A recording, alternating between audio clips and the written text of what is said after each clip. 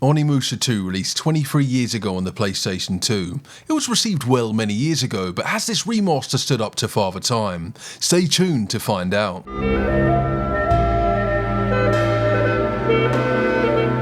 The game's narrative is based on Jubei, a swordsman of the Agyu clan. Whilst away, his village is attacked by demons being led by Lord Nobunaga. The demon lord wishes to overthrow Japan and kill everyone that stands in his way. Jubei wants to avenge his people and put an end to Nobunaga's tyranny. This review will be spoiler free and I played the game on normal difficulty. With that said, let's explore the game's combat. Jubei can perform a basic attack combo, kick which helps lower enemy guards, and lunge which gives you a bit of range. All of these are performed with one button and a directional input, which makes them easy to pull off and reliable. You can also charge your attacks for extra damage, but I didn't use these much at all. However, you will make use of blocking. Most attacks can be blocked and you won't take damage, but some can break your guard, knocking Jubei down and of course draining your HP. The second way of avoiding damage is strafing, where you'll lock onto an enemy and can sidestep. I didn't find the strafing too effective, as I would often still get hit anyways, as enemies tracked movement well. If I couldn't block an attack, I'd just run away. A designated dodge button would have been great, but this is an older game. The third and most MLG way to avoid damage is an instant attack, which is a perfect parry. If you attack the exact moment an enemy hits you, you'll counter-attack them for massive damage, or you'll straight up kill them. The timing is tight though lads, and messing up wasn't worth the damage. This is because healing items are finite, and I didn't want to use them all. Jubei can transform into an Onimusha, a buffed form which increases damage and makes you invulnerable for a short period of time. This form is reached when you've gathered enough purple souls, and your HUD will glow in the top left corner. Now speaking of souls, these are dropped when enemies die, and you'll have to absorb them. Red souls allow you to upgrade your gear, blue restores your magic power, and yes, I'll cover magic shortly, and yellow souls restore your health.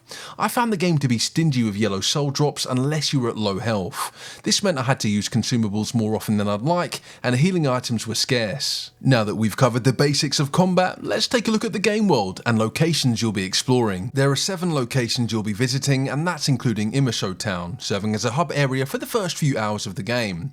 There's a gold mine, which is full of crocodile demons wearing Jingasa, Gifu Castle, which has a monster version of Codsworth, and Onimusha Town, which has a woman who tried to solicit me. As a noble samurai, I refused her filthy advances, whilst everyone was looking, but I went back a little later, when the coast was clear, baby. You've got a map which gives an overview of the level, however there are no quest markers or indicators on where you need to go. This was a breath of fresh air from newer games where there's a breadcrumb trail telling you exactly where to go. Now the levels aren't big, but they're not small either. I'd say the devs found a good balance. You'll be looking for key items to open doors or activate devices, which aren't difficult to find, but will require a bit of backtracking. Some levels are used again, but there is a silver lining as you'll be playing as one of Jubei's companions. Onimusha 2 has a lot of puzzles, and while some are optional, many of them are mandatory to progress the game. I found the puzzles alright, but I wouldn't have complained if they weren't there. If you get stuck or can't be bothered to do them, like I did, just use a guide. Your wife won't think any less of you for using a guide on Onimusha 2. She'll make you sleep on the couch for a few days at worst. Earlier we touched on the combat, but we didn't discuss weapons and magic power. There are several weapons including a lightning sword, an ice spear, as well as a double-bladed sword with the power of the wind. They all use the same basic attack pattern, which is just a variation of the square button for PlayStation users, but it's their magic power that makes them unique. You have a magic power gauge for each weapon to use their special attacks, and each weapon has their own gauge. This means you can spam magic attacks with one weapon and keep switching until all of your MP is depleted. The lightning sword pulls off a multi-hit combo and shocks several enemies on the last swing. The double blade creates a cyclone and draws enemies in, making them take damage, and the ice hammer can freeze enemies in place before shattering. The magic attacks not only looked cool, but they destroyed enemies, so yeah, I like the weapon variety. You can use the souls from defeated enemies to level up your weapons as well as your gear. Increasing your armor buffs your defensive stats, greaves increase your absorb speed, and legs buff your kicks. I think it goes without saying that leveling your weapon increases its damage, and what better way to use your weapons than against the bosses.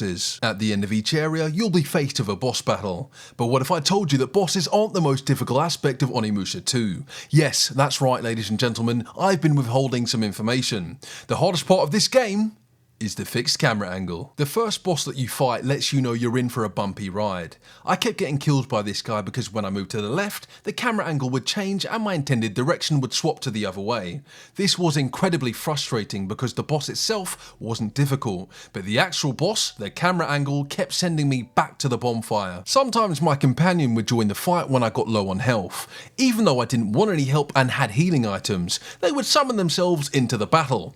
Can you imagine fighting Melania, and just before you're about to die, a mimic tags themselves in out of nowhere? Now I didn't mind this feature at all. It's a cool idea, especially for a game that released in 2002. The game sensed I was getting my ass kicked and sent in some reinforcements. I would have to be a complete arsehole to complain about this mechanic. Some bosses made me question what the fuck were the devs thinking at the time. Here in a tiny room where the boss can spam you with ranged attacks that knock you back. You can be knocked down again whilst waking up. There's a pillar you can get cheesed on, and yes, you heard me correctly lads, the boss can cheese you. The camera angle keeps changing, making it hard to avoid projectile spam, and you can feel the game's age with some of these fights. Make sure when you get to the final area of the game you have as many healing items as possible. Don't use any of them until you get to the final boss, and just kill enemies for yellow souls and stay at half health. You'll come across a few NPCs in your journey who will join you as companions. The cutscenes are fully voice acted, but all other lines are text-based. The dubbing was way off though. Sometimes mouths didn't even move, but sound came out. Red Baldhead! I didn't know my companions were part-time ventriloquists. There is a gifting system where you can give items to your allies and they'll give you an item in return. Speaking to them will hint as to what items they want, but you can give them anything. If you give them an item they don't like, they'll frown or let you know that doesn't pique their interest, yet they still take the gift. So you're going to disrespect me to my face, mock my present and then still accept my gift? Oh, fuck you, buddy. I mentioned earlier that your companions can join you in battle. Well, you can increase the chance of this happening by gifting them items, as this raises their friendship level. Eke would auto-summon himself often because I'd given most of my stuff to him. There are parts in each level where you'll play as one of your companions. Or you had a sword, some throwing daggers, and a